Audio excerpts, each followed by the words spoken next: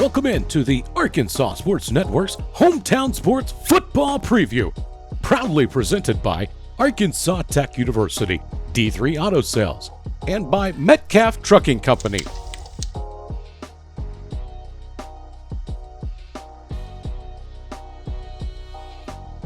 Today we sit down with the head coach of the Harrisburg Hornets, Austin Jarrett.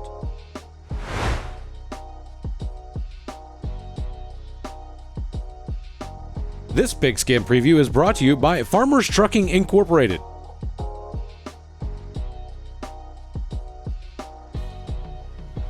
Hello everyone and welcome back to the Hometown Sports Arkansas Football Preseason Preview presented to you by the Arkansas Sports Network. I'm Alex Gallion. Alongside me is the head football coach for the Harrisburg Hornets, Coach Jared. Coach, appreciate you for taking the time to do this interview again. I guess we'll just kind of go straight into it. We've already done this interview once, but we're having to redo it again this time. We'll talk about last season first, and we'll talk about some returning players, some of your assistant coaches. But first, let's talk about last season. Yeah. So last season, didn't go very well for us. It was my first year here. Mm-hmm. We went 0-10, and I mean we earned it. We were 0-10 in every way, and so everybody just had understood after the season that everybody had to step up. I've got to be better. Assistants have to be better. And kids knew that they had to give more. And so that's what we went into the off season with that mentality that we just got to start getting better. And we threw last season away really quick. I thought the kids did a good job of that. And, it's a whole new look team basically. And so we attacked the off season. One of the big things was getting the weight program going, which as soon as I got here, we started lifting, but then having an off season where you're just dedicated to that, was huge for us. Had a lot of kids get a lot stronger. Most of our kids were, adding 50 pounds to their squat max. Oh, wow. 30 pounds to their bench max over the first 3 months that we started lifting. Kids were getting after it. And so we've carried that into the summer. As far as guys who are coming back from last year, with a big one is Andrew England. He was all conference for us last year at corner. He'll play corner for us. He'll play some running back for us. He's a really good player. He's going to play college football. He's had some NAIA and D3 offers already. He's one of those kids that if he were 3 or 4 inches taller, he'd be easily a D2 player and have a lot of people interested. And he's just a little on the short side, but he's a heck of a player. And he's kind of our leader. Mm-hmm. How does the team kind of feel about going into this upcoming season? I think the team's really confident. One thing this summer that we've done, you get 8 competition days, and we've used those. We've only done team camps. So we didn't do any 7-on-7s this year. Last year we did some 7-on-7s, and I think it gave our kids some false confidence. Not that we were just lighting people up in 7-on-7, but 7-on-7 is an easy look for your quarterback. He's not getting rushed. There's no pressure on him. Mm-hmm. You make a bad pass, you just kind of throw it away. It doesn't feel like a game. So we focus on team camps because last year, the things that held us back were our size and strength and our physicality. And so I thought where our summer and where our team really turned is we went to a team camp at Central Missouri. And it was an overnight camp, so it was 2 full days. And you get to go to Missouri, you get to play a bunch of teams that you don't know. And for our kids, that was huge because, they're not looking at the name on the jersey that's so-and-so, we're supposed to lose to them. That's so-and-so, we're supposed to lose to them. They're all these teams they don't know, and we didn't tell them anything about them until after. And, we'll go up there, we'll play a 6A team from, inner city St. Louis and, win. And then they're like, wow, well, that team must be horrible. It's no, that's a 7-win team from St. Louis. That's a 6A school in Missouri. And so then they're like, what? And they're starting to learn we can compete with these guys. So then when we come back home and we start seeing, these teams that we are familiar with, we have that in the back of our minds. It's we can compete with those guys. We should be able to compete with these guys. And the teams that we see in our conference and stuff, they're really good teams. And they might be better than some of the teams we saw in Missouri. But they're definitely not better than all the teams we saw in Missouri. And so, our kids feel confident that we're on a different level than we used to be. Is there any extra returning players you might want to mention? Yeah, we bring our quarterback back, Max Tracy. Last year, I thought he played really well last year given the circumstances. Mm-hmm. He didn't have a whole lot of time to throw the ball, and we had to throw the ball a whole lot more than we wanted to. We couldn't establish the run in any game. After about week two, we struggled to establish a run. We had 2 games where we ran the ball decently, and then after that, just really struggled. And so a lot of pressure was put on him, and that wasn't really what by design. That's not what we wanted. Mm-hmm. And then, Evan Henley, he'll come back this year. He was probably our best receiver, and he gets hurt halfway through the 3rd game. So, for Max, he loses his number 1 target. We had a pretty good slot receiver that we lose to graduation. His name was Ethan Chambers. He was a good slot receiver for us, and he played DB, and he was an all-conference guy at receiver. But then all the focus went to him. That guy was a whole lot better when Evan was on the field, because you had to look at Evan. Evan was 6'1". He's like 190-ish kind of guy. He's a big guy, and you have to focus on him. Well, when we lose Evan, and now all the focus went to Ethan, and he was a smaller guy, maybe like a 5'6" guy, probably like a 135 guy. Mm-hmm. And he was just like that true, almost like a Julian Edelman type guy. Mm-hmm. He doesn't blow you away, but he's always open. No. Then when he became the number 1 receiver, things were a little more difficult. So I expect Max to have a great year this year, because he does have Evan back. We bring up some guys from the junior high that we're really excited about from last season. Mm-hmm. We've got another big, tall wide receiver, Javen Thompson, who is a sophomore. We have some speed guys like Remington Rapert. He's coming up from the junior high. He's just a sophomore. We have a really good tight end who's a sophomore, Corbin Barker. And then we have another really good tight end who's a senior, Jackson Brazil. And so, and plus our running backs are good out of the backfield. We'll talk about Andrew England. He played receiver last year, plays running back this year. Mm-hmm. Hayden Anderson plays running back for us this year. He's good out of the backfield. Braden Brock plays fullback for us this year. He's good out of the backfield. So he has a lot more options. Our protection has looked a whole lot better in camps. He's not running for his life back there. We feel more confident on the offensive line, so I expect him to have a really good year.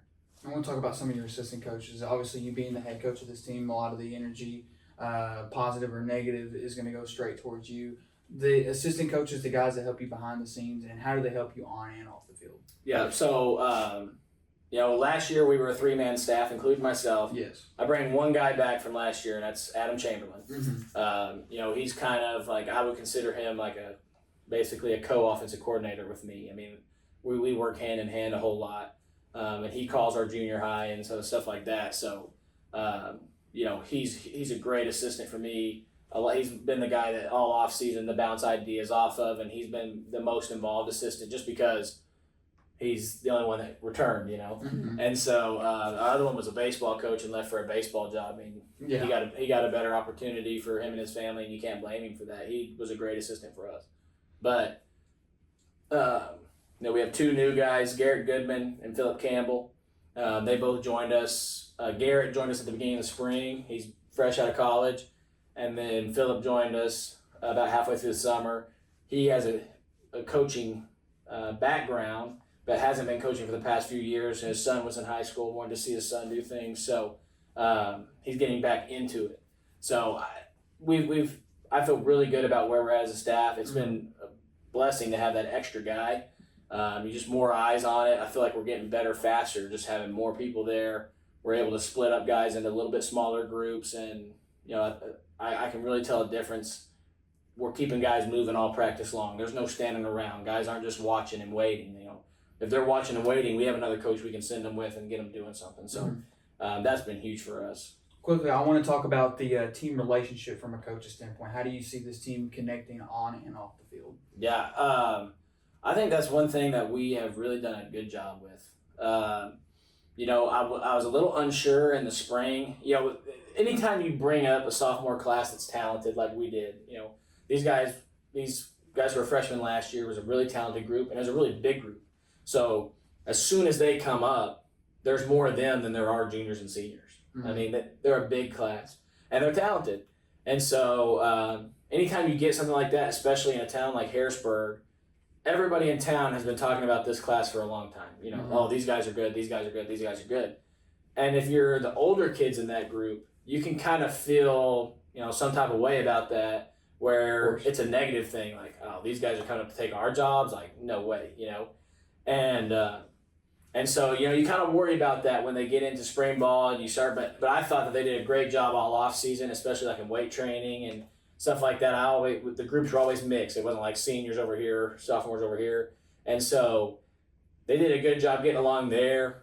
In the spring, it was very, very competitive, which I loved. Mm-hmm. And then once we got into the camp season where now we're seeing somebody else, I felt like we really stepped up together. Where like when you're competing with each other in spring, sometimes you get to where you don't like that guy very much because you're going against him every single day and it's you or him for the job. Yeah.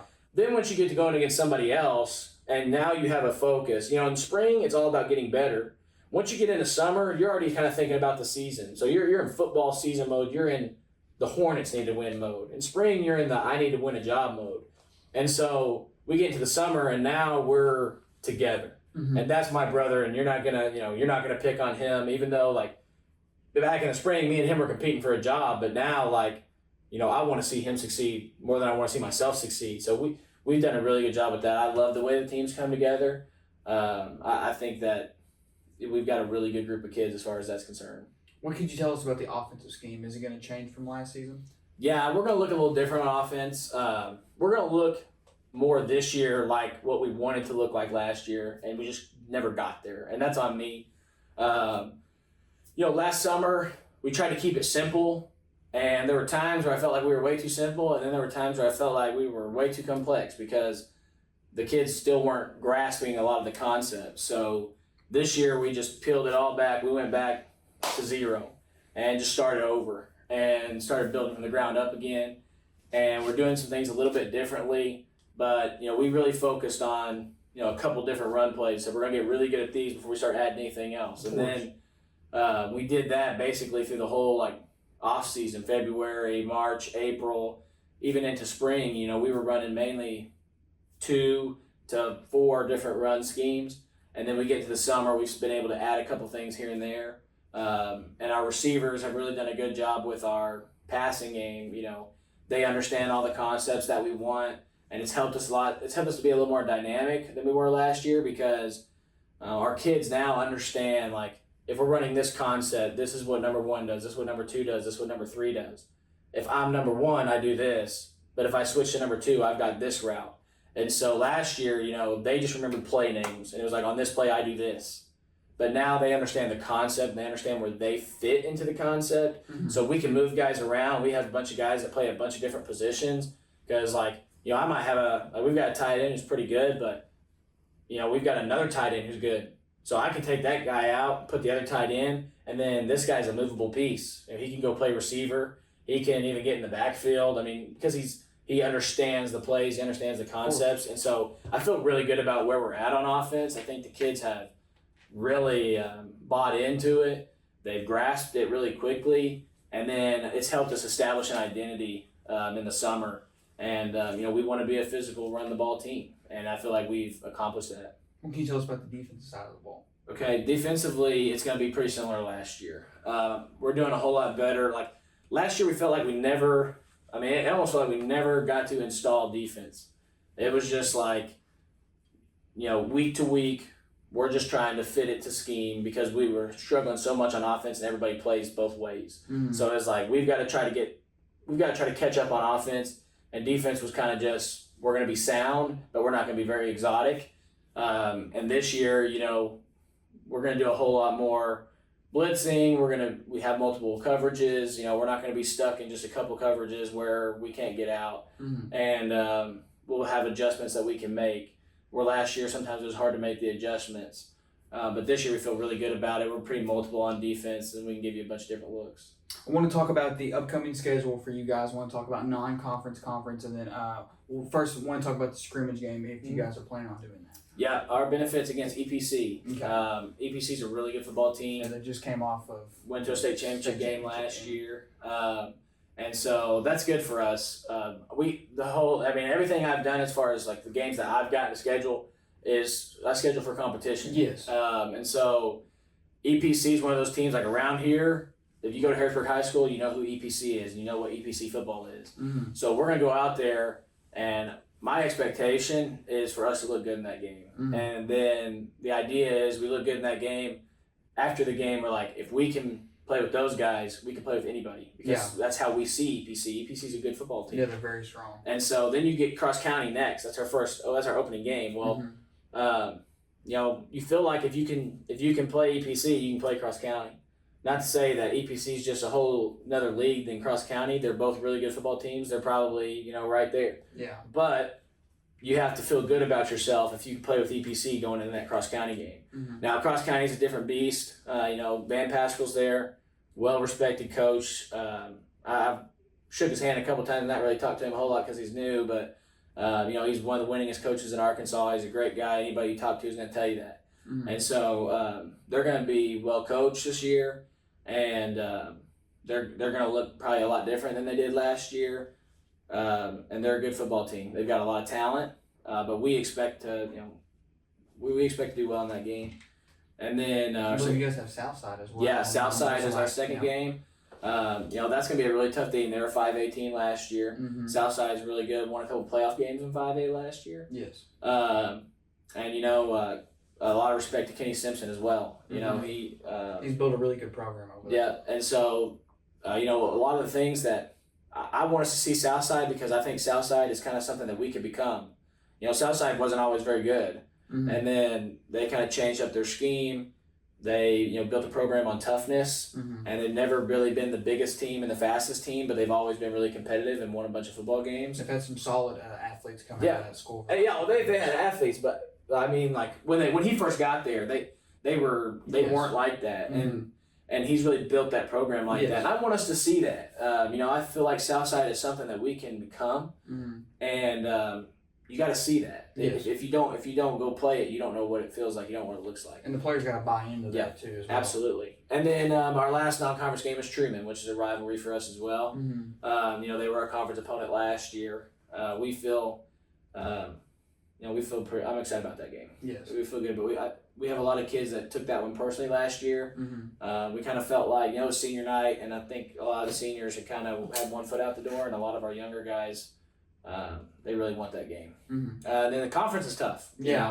We've talked about it, but yes, we did. Everybody talks about the Big Five in the conference. So you've got Walnut Ridge, you've got Newport, you've got Hoxie, you've got Osceola, and you got Rivercrest. Yes. And you hate to say Rivercrest's name last because they were in the 4A state championship. Just a couple scores away from winning that one last year. But this conference is so powerful. Yeah, and I'm not saying that Rivercrest is fifth out of those five, but I'm saying it's crazy that you start talking about names and there's so many good teams that you can almost forget about a team like that. They're a really good football team. Yes. And last year we played them. They beat the brakes off of us. They were a really good football team. Osceola, they've got a lot of talent. And Coach Hooks is back, and he's doing a great job there. From everything I understand here, he's building that culture. I've heard that. Rebuilding it. Yeah, and Walnut Ridge is a really good team. Hoxie is perennial powerhouse. They're always there. Everybody talked about Hoxie's down, Hoxie's this, Hoxie's that, and last year they went undefeated. So every time people say that about Hoxie, it seems like they just pull through. So I don't buy any of that, and so and Newport is very talented. So those five teams are really, really good. And then you still got a team like Manila who beat us last year in kind of a shootout, a second half shootout. We tried to make a comeback. Yeah. And then you got Piggott, who I know they've got a new coach there, and he's turning things around. So it's going to be a very competitive conference. Yes. Our expectation every year, we want to make the playoffs. So to do that in this conference, you can't sit there and circle 3 to 4 wins. Who are you going to circle? You just got to go out there every week and play your best game. And I think if we do that, then we have the ability to surprise some people. But we're going to have to go play our best game every week. And that's what we're trying to get the kids to understand. I've got to ask you, Coach, this season will be successful for the Harrisburg Hornets if? I still think the biggest thing for us is going to be mental. We have to get over the mental block of this is Harrisburg. And it's because I wear this H, I'm supposed to lose. We've had too much of that. We go to something early in the camp season, and last year we played teams that we didn't really feel like were that much better than us, but we just kind of gave in to that, and it's we're gonna lose. If we get over that, which I really feel like our team has done a good job of, I think we have some evidence from camps that we're getting over that. But as long as we carry that into the season, and we can't let the first thing get us down. We walk out against EPC, they might score on the first play. If they do, we have to be able to regroup and get back after it, because that's not going to define the game. Exactly. But if we let it define the game, we're going to have a long season, because we can't be a team that, okay, well, it's over. You know, not really gives up. And last year I felt like we did that a little bit, but then we turned it on late. Like, it was weird because I felt like after the team scored the first touchdown, we would just go, what the heck. Then we give up about 2 more, and then our kids would go, wait a minute, these guys aren't that good. We can play with them a little bit. And then we start trying to do stuff, and it's just too late. At that point, all the momentum's over there. It's a totally different ball game. But if we can just understand, like, we're going to make mistakes, we're going to have things not go our way, but if we just stay in it mentally, then we're going to have a good football season. This has been Coach Jared of the Harrisburg Hornets. Thank you, Coach, for joining me. Don't forget, you can check out all the Hometown Sports Arkansas football previews presented to you by the Arkansas Sports Network, all live here on YouTube and Facebook. And don't forget to like us on Instagram at ARSportsNet. I'm Alex Gallion, and we'll see you next time.